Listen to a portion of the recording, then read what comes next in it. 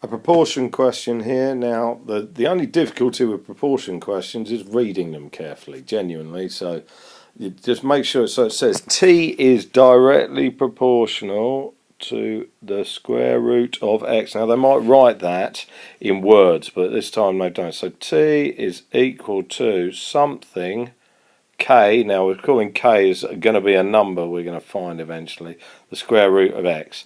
Now, once you've figured that out, so it could say t is directly proportional to the square of x. So you do t equals kx squared, or t is directly proportional to the cube of x, so t is kx cubed. But this time, like I say, it's the square root of x. So now I'm going to put in the numbers they've given me, equals k times the square root of 625.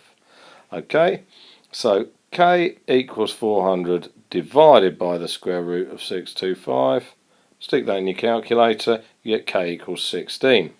Right, that's two of the marks. It says find a formula for t in terms of x. So t equals 16 lots of root x.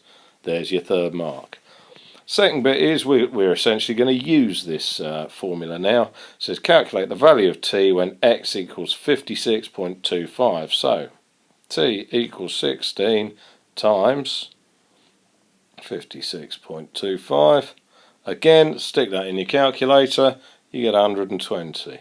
Alright, like I say, the difficulty with these questions, and it's not a difficulty, it's just read it carefully. Alright, all the information will be in the question that you need.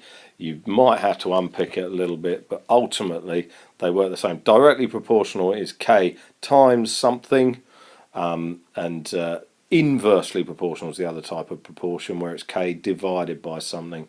There will be examples of that elsewhere. I will do them.